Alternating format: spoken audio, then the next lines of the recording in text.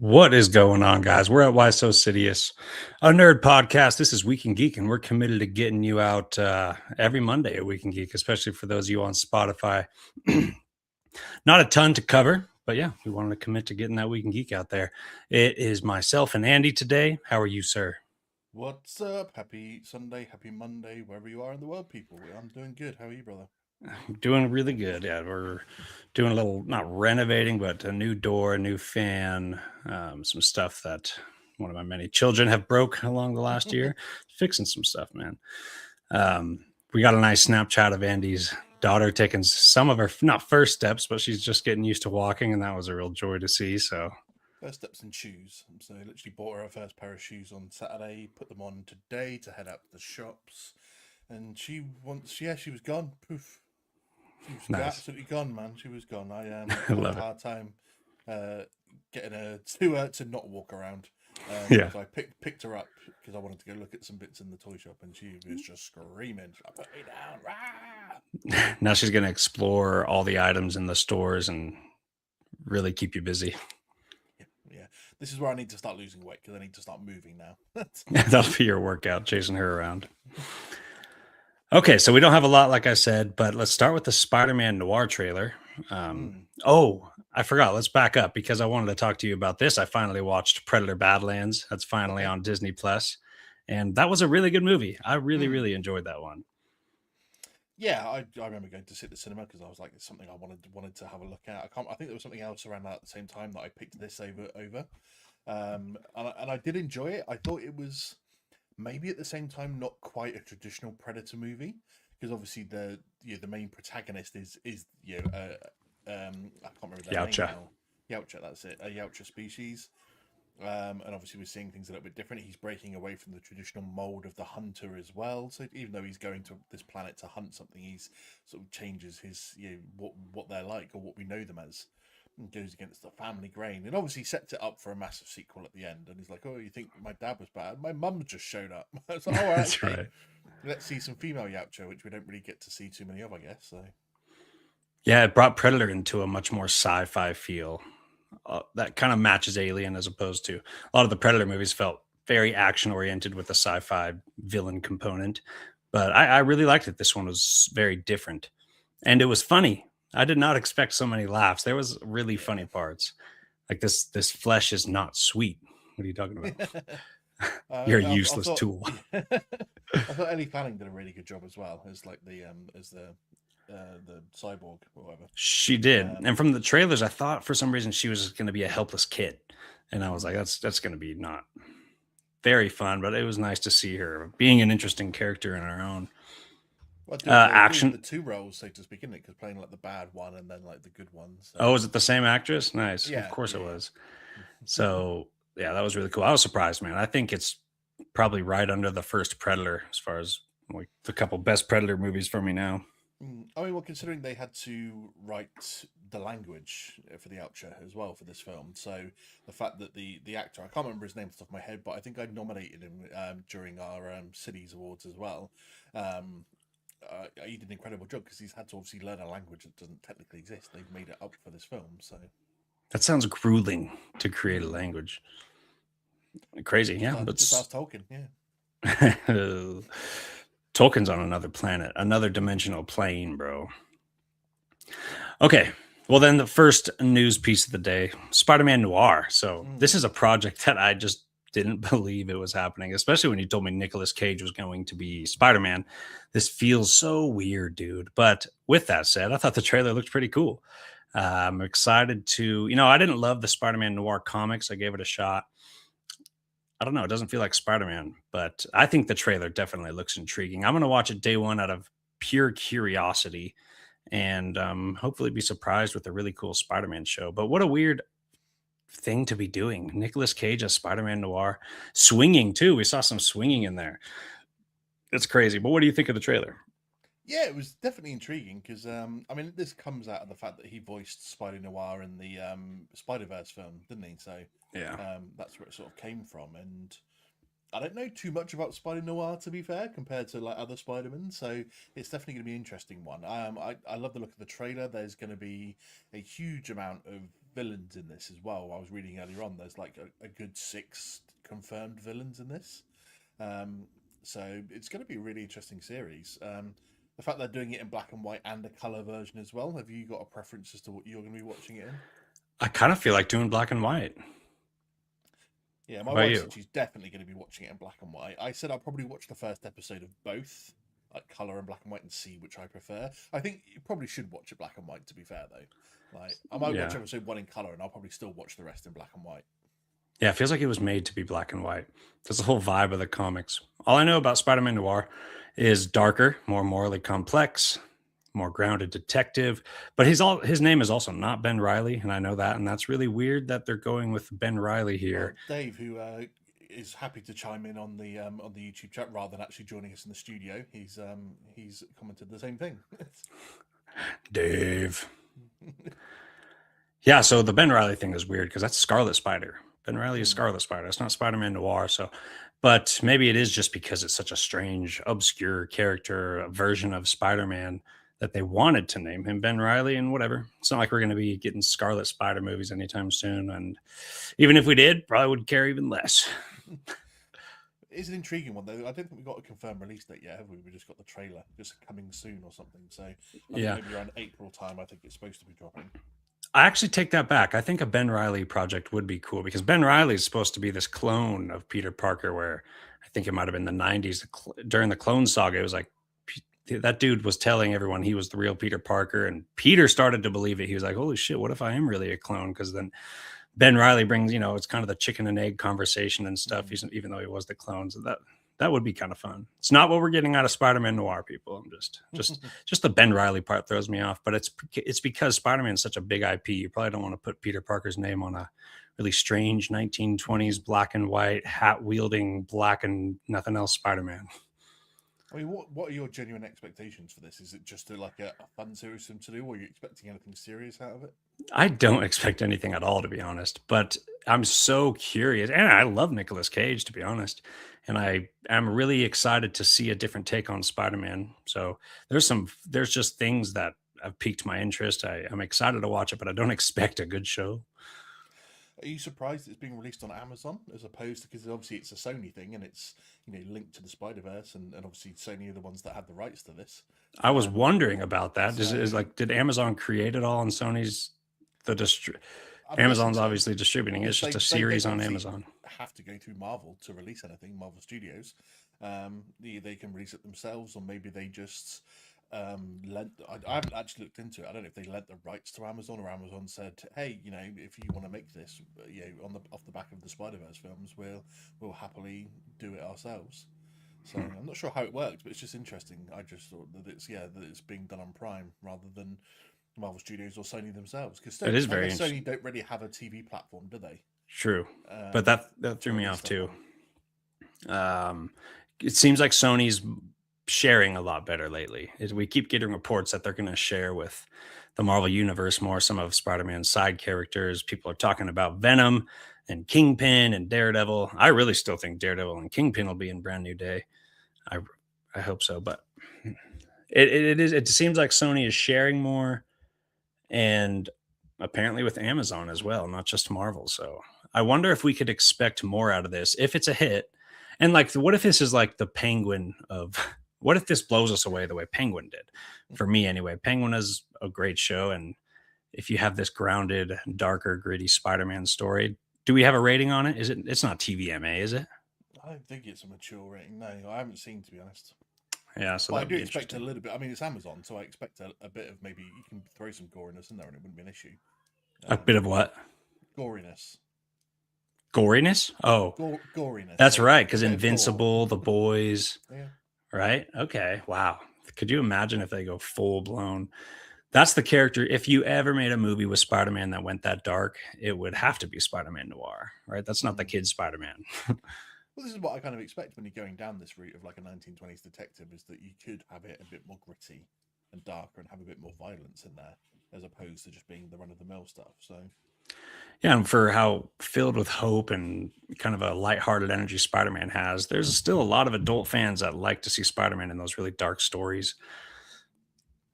bringing out that contrast Dave mentioned on the show before, where it's like Spider-Man's such a happy-go-lucky dude that it almost makes the dark moments more impactful because Mm. you don't want to see him go through these things, and seeing him battle through it is just feels good. Feels good. I mean, Dave's saying that they think they made him Ben Riley so he could go Yeah, darker and wouldn't be attached to the Peter Parker name, which is fair. yeah. But it's interesting the way Sony are going. Yeah, if this is a hit, do they expand on doing that a That's bit what I was more? I going mean, to ask. the rumor mill was that they're working on a Spider Punk and Gwen Stacy spin-offs from the Spider Verse films themselves. So once they wrap up the third film, that they're going to look into doing a Spider Punk series and a Gwen Stacy Spider Girl series. Um, I'm not sure we need that, to be honest. Yeah, it's a little much. I love these first two films, and I think once you've wrapped up the trilogy, you don't need to.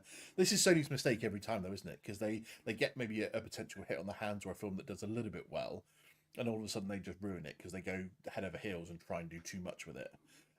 Which is where their kind of spiderless film universe fell down because they just went, hey, let's take all these characters that aren't really like anti-heroes or anything like that, and let's just turn it around and make films out of them because we don't need a Spider-Man to make this work. And you're like, actually you do. And whilst Yeah, obviously Spider-Punk and Gwen Stacy are spider people in their own right, it's just I don't think they need spin-offs. for sure. And the vibe of Spider-Man Noir is so different and so unique from anything we've seen Spider-Man. Mm. The other stuff, the Gwen or whoever Spider-Punk, that kind of just feels like more Amazing Spider-Verse stuff, which is great, but we're all waiting for that third movie. But Spider-Man Noir, its own live action show, makes sense because it is so, so different from anything we've ever seen. Whereas Gwen and Punk would kind of feel like rehashing stuff we've seen before. Yeah. Shout out DC Cannon. D Cannon. I always get that wrong. Go follow D Cannon. He's a good guy. But yeah, I hope that we see a lot more Spider-Man rogues in the MCU, man, because we're kind of missing out on a lot. All of his movies rely on these other characters so far. What is No Way Home without Toby and Andrew? What is Homecoming Mm. without Iron Man? What is Far From Home without Nick Fury? Which actually not that much different there, but and yeah, Far From man, Home, the Venom. biggest out of the three. Because we've never had a new Doc Ock. We've never had a new Green Goblin. That would be really cool. I'm still with Matthew McConaughey as Green Goblin, dude. I was about to say it's hard to follow up on those characters because Seriously, their versions were perfect, seriously. almost literally perfect. I think for their film version. So to follow that up with new castings, it's a hard thing to take. I mean, we're getting I think over the next obviously 5-10 years with the involvement of the new X-Men and the soft reboot that the MCU is going to go through post Secret Wars. We are going to get a lot of reboots. So, I think the heavy rumor is that the MCU is post Secret Wars when the universe resets. That we're not necessarily going to have um, the traditional Green Goblin. It might be Harry Osborn's Green Goblin instead. So interesting ways that they can sort of get around it without having to step on the toes of those that came before, so to speak. Yeah. All right. Basically, two more pieces of news, right? This next one, real short. I think we have confirmation on Skeleton Crew season 2. Are Oh, you what? I didn't see thrilled out of your mind, Andy? that. Yeah, I would rather empty a full shitty nappy that had spilled out everywhere on the floor than green light of season 2 of Skeleton Crew. Yeah. I'm never gonna rewatch season 1, but I don't hate it that much. I really do respect that they had a story to tell, and it was just for the kid crowd, and that's fine. It's not my cup of tea, but I'm glad for once. It feels like in the past decade they've released something because they had a story, not because they wanted to do a Han Solo or a Darth Maul or some kind of IP service. This was fresh, new, organic story. I'm not Really? saying it's incredible, but I mean, what about it screams to you that it wasn't like they made this for another reason besides, hey, we have a Well, good story here, yeah, but you say that, and I look at the series as a whole and go, what was the point of their story? right? In a Because way, you introduced a case of new characters, you introduced a planet that had been stuck in its ways since the fall of the Republic, because the last message that they got was that the Jedi were traitors and that communication was then stopped. So they've been stuck like this for the last like 30 odd, 35, nearly 40 years, I suppose. So they've been hidden away. They're still producing their like Republican coins and stuff like that. So, but there just didn't seem to actually be a story that pushed anything on. You reveal the existence of this planet. You give us a guy that is supposed to be a Jedi but isn't, and then it's kind of, but he's like a pirate instead, and so it's kind of like, okay, where this is supposed to fit into the Mandoverse storyline.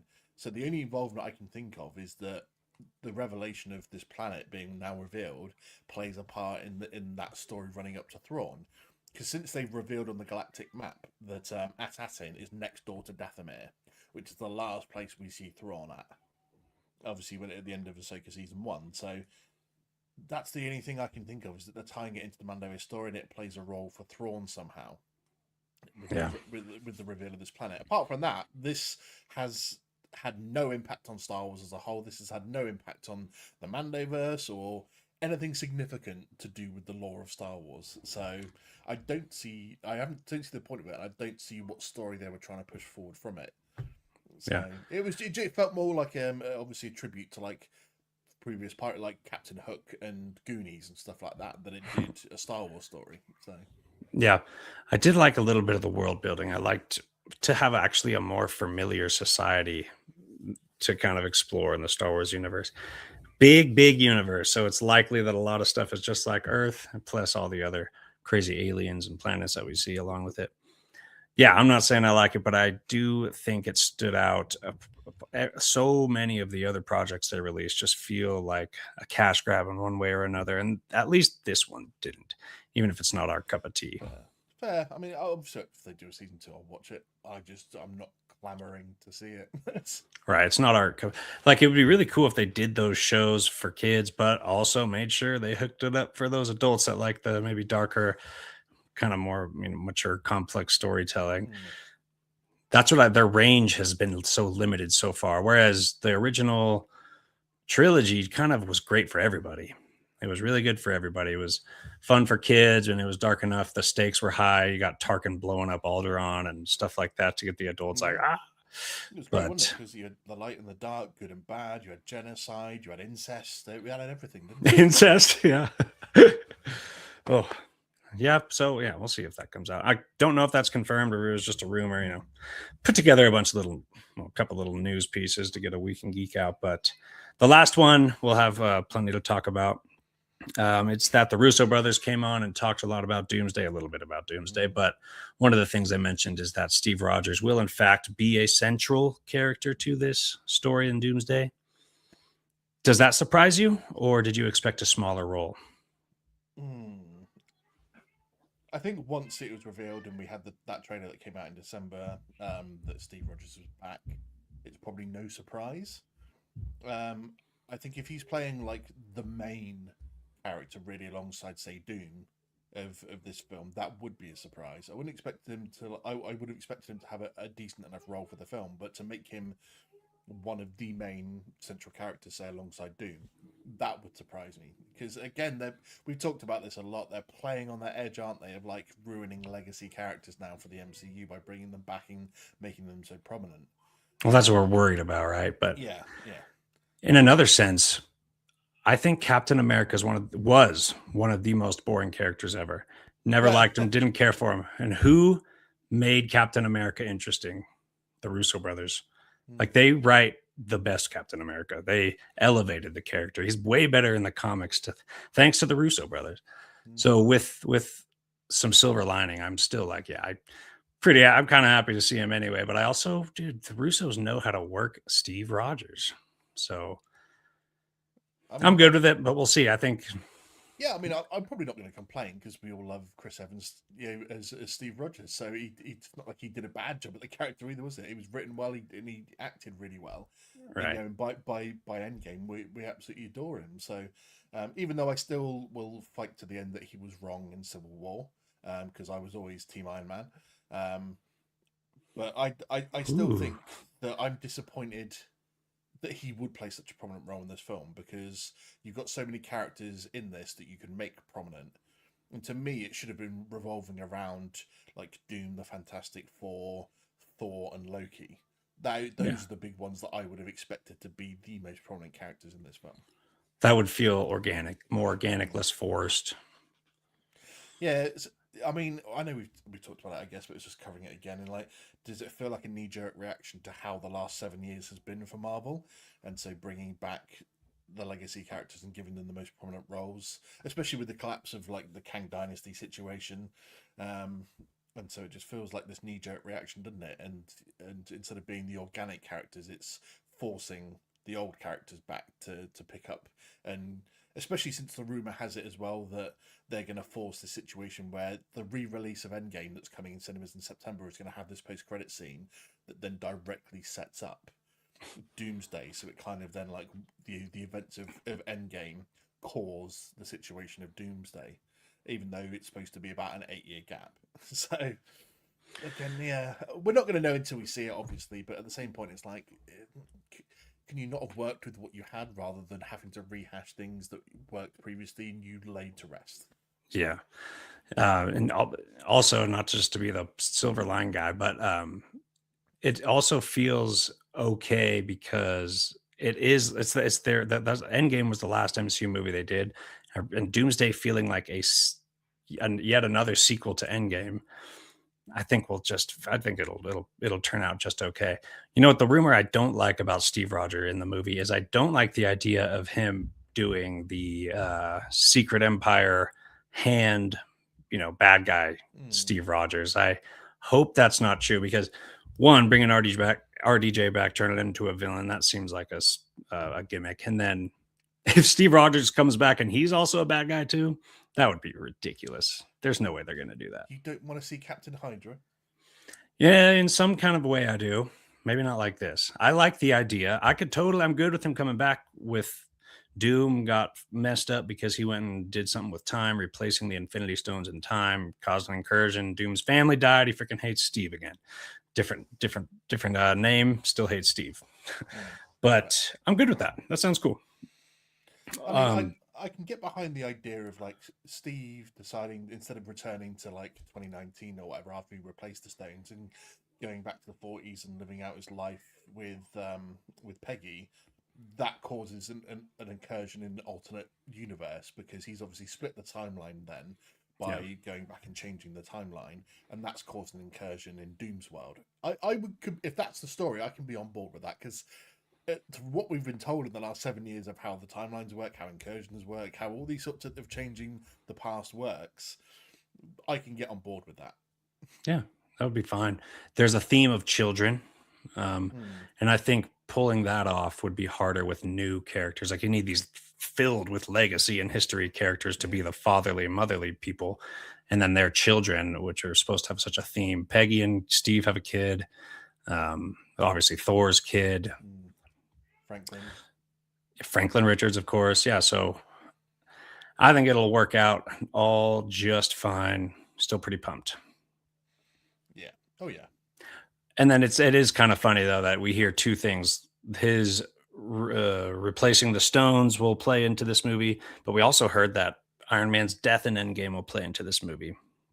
So that's where things are getting a little fuzzy. Hmm. I don't think this will happen. I just think it'll be really cool if somehow we see, a scene where he's about to snap those stones and Doom just dream walks into his body and does something else with the Infinity Stones and something like that.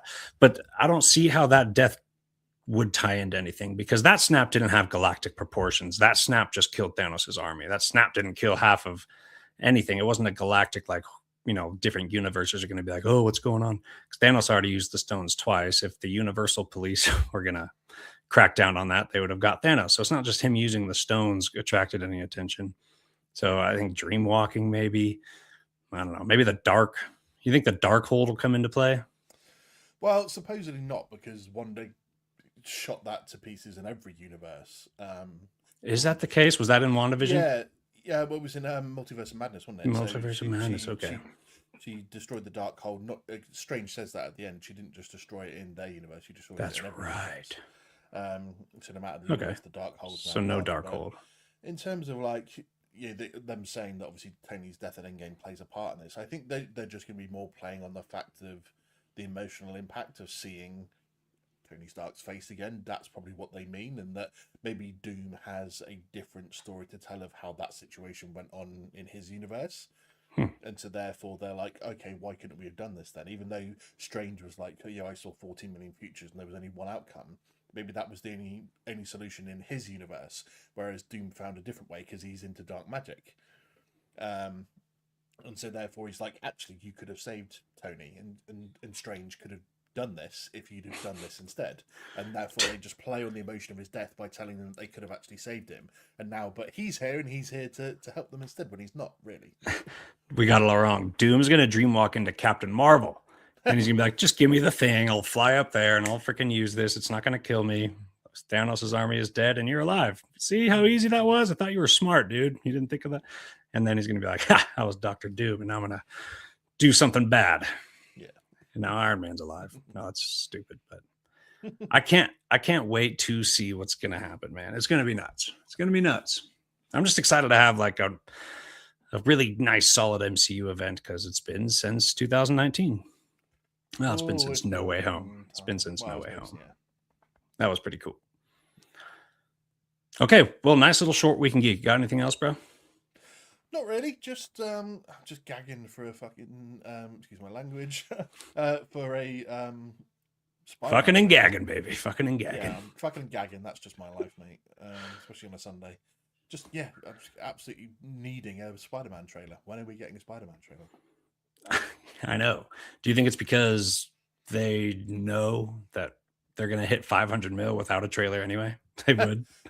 Maybe. What was that I was reading earlier? They said that the reason that they've decided not to drop a trailer is because the events of Daredevil really will affect it, and they want Daredevil to be shown first before they start dropping trailers. Yeah, Matt Murdock's gonna be all up in that movie, bro. That'd be so sick. Just a lawyer. He's just going to be there as a lawyer. He won't be there as Daredevil.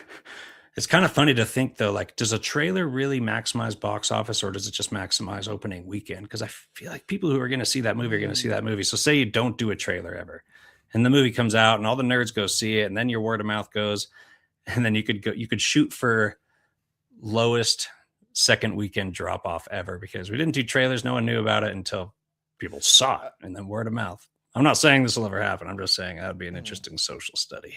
I think it's a snowball effect, isn't it? Because if you release trailers that really up the hype, then the nerds and everyone that's going to see it anyway start really getting hyped up about it, and start talking about it more and more, which draws more people to the conversation. It gets more out there, and people that maybe were on the fence about it or didn't care as much watch it and start getting hyped about it as well. And then it has that snowballing effect of, probably for the first week that loads of people want to go see it. And then, but you still have to have a good film that backs up, isn't it? Because, like you said, if you have like that all that hype and it just hits for the first opening weekend or week, and then dies off after that because everyone's gone to see it and gone, actually, the trailers lied, it wasn't. Oh yeah, that's a good point. And then has a massive drop off. So you still need to have a good film because Yeah. we went through that phase, didn't we? From like I think it was maybe like 2014 to about 2019, where trailers started to lie to us quite a lot. A lot of them put in a lot of clips that weren't ending up being in the films. And we were getting gassed for them, and then going, well, actually, we didn't even see these scenes. What's happening? But the films were still pretty good. And then they started getting to that stage where the trailers were hyping, the films weren't good. Right. And so it's easy to make a good trailer even out of a bad film because so you've got to like think about it in which ways. But yeah, so this film's still got to be good, but we need trailers, I think, to still gas it up. Like this is what it feels like they're doing with Doomsday, and the fact they're trying to start hyping us up a year before. And we get a year's worth of hype for it. And is that too early? Is that too soon? Whereas like Spider-Man, it's like there's been nothing. And like, are you just waiting to do everything like in a month or two beforehand? Yeah. So that I also saw on X, Destin Daniel Cretton responded to why hasn't the trailer been released, and he just said, I don't know why everyone's so antsy to see this, and I'm mixing up the words, but he's like, it'll come out, it'll be great, and he left it at that. So I'm like, oh, so I have no idea when it's coming. With Doomsday, I could see how they're doing it early because it's not like a trailer, right? If they dropped they did drop 4 little teaser trailers, but I feel like the Doomsday hype will even bring people into the Spider-Man movie. Just getting all hyped about this Doomsday thing. Everyone can't wait. We got to go see Spider-Man get our fix. But we need a trailer, man. I just want to watch a trailer for fun. I'm going to go see it anyway. It could be the worst trailer I've ever seen in my life. I'm still going to want to go see that day one. I think I just want to know a bit more about what the film's about. Me too. There's no real synopsis or anything. That's the thing. Yeah. There's no synopsis. Right now, it just No, seems like no a footage. WWF Royal Rumble. There's a bunch of characters. Yeah, we got this character. We got 20 characters. Like, what's it about? No, did you hear me? We have Tombstone in here, Punisher. Yeah. Yeah, I wonder who is the Scorpions main villain. Because Like, this film, like the news this week, is this film supposed to break the record for the most Spider-Man villains appearing in one film. It's supposed to be up to 9 villains, and on top of that, you've got Hulk, Punisher as well. So the Hulk part seems the gimmickiest of it all, even though I'm excited. I'm just hoping for a Savage Rage Hulk, but it's like, why in a Spider-Man movie? Like I keep saying, Bruce Banner and Peter Parker lab bros. I'm really pumped for that, regardless. well, that was the whole thing of it. Is because in the comics, when the world That's gets right. wiped of who Peter Parker is, that he's Spider-Man, Hulk's one of the ones that remembers, doesn't he? So maybe the similar thing goes down here, where he turns up one day and obviously Bruce Banner's just like, "Hey Peter, what's up?" And he's just like, "How do you know who I am?" And he's That'd like, be cool. "Because of Hulk." Right. Just to clarify for the audience, it's when he must have been Hulk during the spell. So when he went back to Bruce Banner, that spell didn't apply to Bruce Banner. So he remembered. Pretty cool. Pretty cool. That's got to be why he's in there. I just hope we get that really savage Hulk. Like, you have no business bringing him back in here unless you're ready to be like, the real Hulk is back, dude. Like, get somewhere on the level of the Avengers 1 Hulk. I'll be fine with one scene of that and then a bunch of Science Bro stuff, and I'll be happy he was in there. So we've got a question going, who do you think should be the main villain of Spider-Man? If we can't get Kingpin, it seems like a lot of villains don't like Tombstone as a main villain. So JD, who are you picking in this? Yeah, so Kingpin is my highest hope. I hope that we're building towards Devil's Reign and somehow that incorporates into Spider-Man.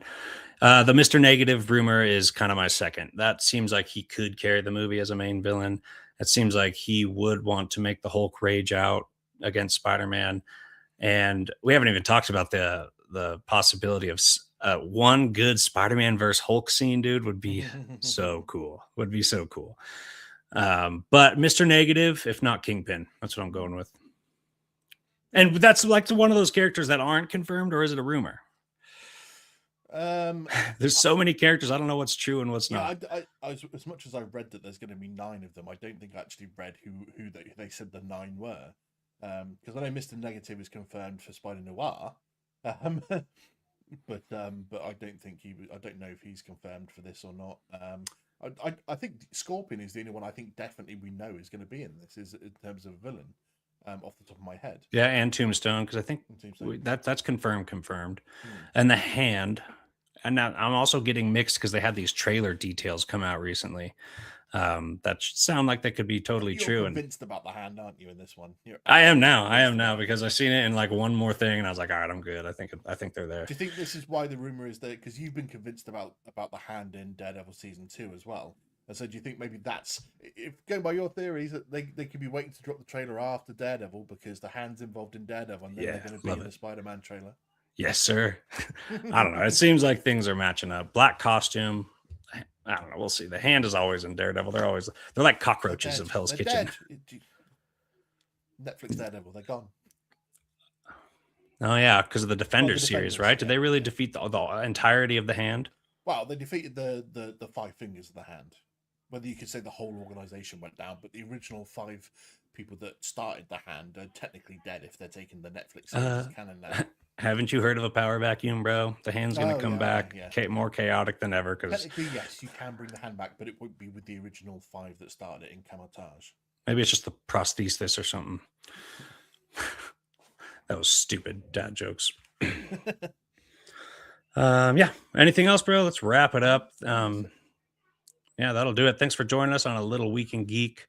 We're going to get them out every Monday, baby, but not a lot of news. I'm hoping for, it's been slow for a couple weeks as far as news, yet there's so much crazy stuff coming out. So I think, I think the next month or so is going to have a lot of great news, fun news to cover. Now, when do you think we'll get a Spider-Man brand new day trailer? And we'll leave it off with that. 1 week, 2 weeks, 3? I think it's got to be by the end 4? Of the month. Got to be by the end of the month, surely. 5 weeks? 6? I think 8. 7? 8? I'm expecting it. I bet you will. I'll bet you will get it in February. By the end of February, we'll get a trailer. Yeah, I reckon so. All right. Well, Andy, thanks for joining me, bro. We'll talk to course. all you on the flip side at Why So Sidious, a nerd podcast.